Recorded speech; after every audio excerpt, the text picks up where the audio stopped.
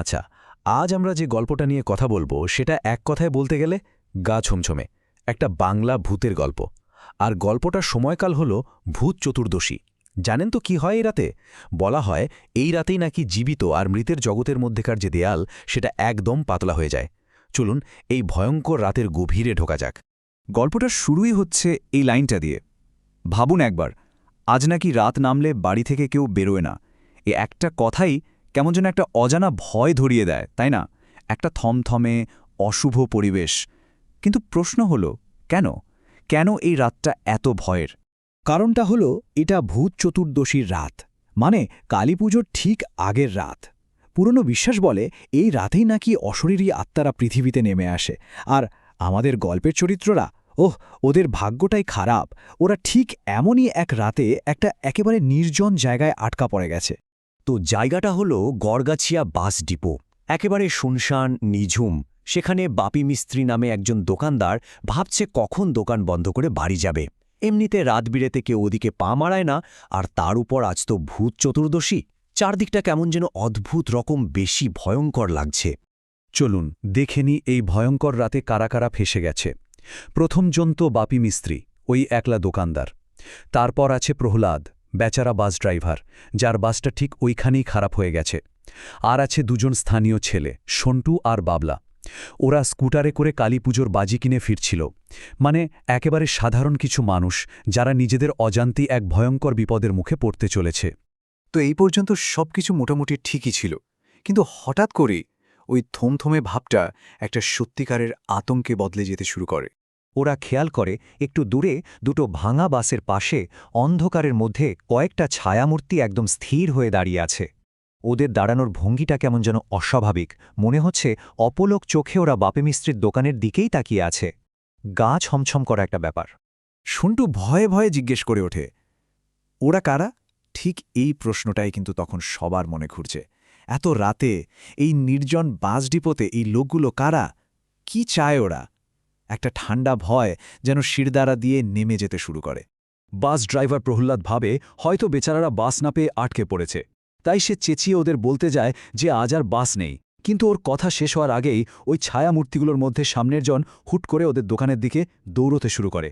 ভাবুন একবার, একটা সাধারণ মুহূর্ত চোখের পলকে কি ভীষণ আতঙ্কের হয়ে উঠল। এইবার প্রথম মুখোমুখি হচ্ছে ওরা, আর তখনই বিপদটা তার আসল চেহারা দেখাতে শুরু করে। আগন্তুকের চাহিদাটা খুব সামান্য, কিন্তু তার চাওয়ার ধরনটা মোটেই স্বাভাবিক নয়।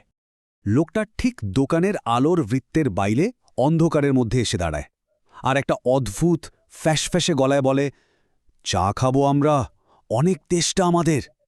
ভাবুন, একটা সাধারণ চায়ের আবদার, কিন্তু গলার স্বরেই বোঝা যাচ্ছে এ তেষ্টাটা সাধারণ নয়। এর পেছনে অন্য কিছু আছে, আরও ভয়ঙ্কর কিছু। একদিকে দেখুন অন্ধকারের আড়াল থেকে ওই মূর্তিটা অদ্ভুত দাবি জানাচ্ছে, আর অন্যদিকে আমাদের চরিত্ররা, ওরা ভয়ে দোকানের ওই টিমটিমে ব্যাটারির আলোর মধ্যে জড়সড় হয়ে আছে। ওরা বুঝে গেছে ওই আলোটুকুই এখন ওদের একমাত্র বাঁচা মরার সীমারেখা। এর মধ্যে বাবলা হয়তো ও একটু বেশি সাহসী বা অধৈর্য। ওর আর এই নাটক সহ্য হচ্ছিল না। ও ভেবেছিল লোকটা হয়তো কোনো তামাশা করছে, তাই ও নিজেই চায়ের কেটলিটা নিয়ে লোকটার দিকে এগিয়ে যায় আর বলে নাটক বন্ধ করতে।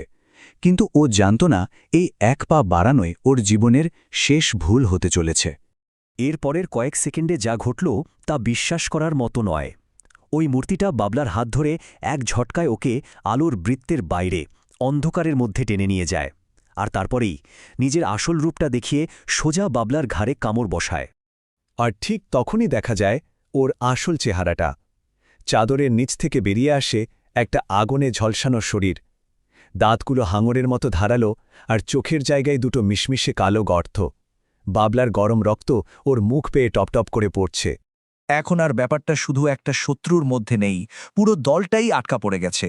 অন্ধকার থেকে একে একে আরও অনেকগুলো ওইরকম ঝলসানো শরীর বেরিয়ে এসে দোকানটাকে চারদিক থেকে ঘিরে ধরেছে।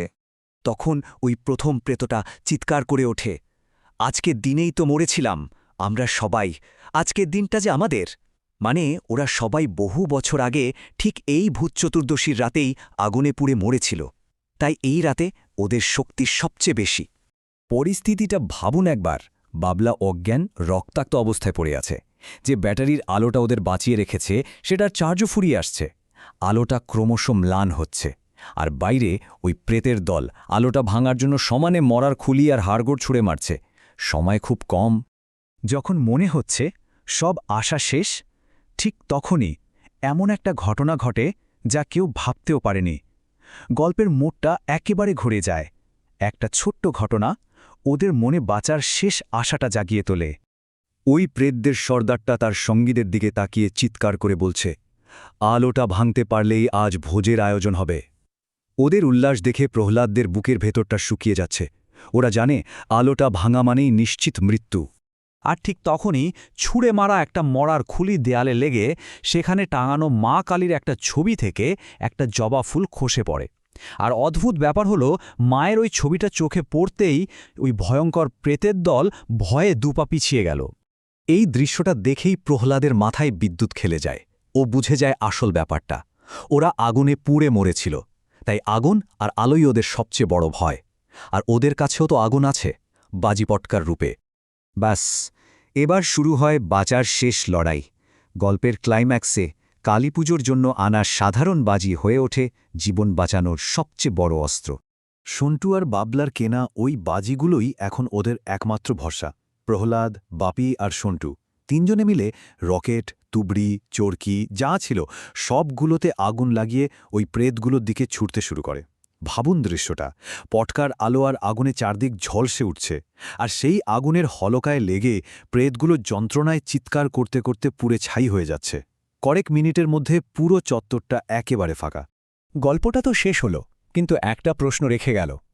আক্ষরিক অর্থে আগুন আর আলো হয়তো প্রেতদের তাড়িয়েছে ঠিকই, কিন্তু যদি একটু অন্যভাবে ভাবে, তাহলে আমাদের মনের গভীরে থাকা ভয়কে জয় করার জন্য কি সাহসের ওই রকম একটা ছোট্ট স্ফুলিঙ্গুই যথেষ্ট নয়? ব্যাপারটা কিন্তু সত্যিই ভাবার মতো।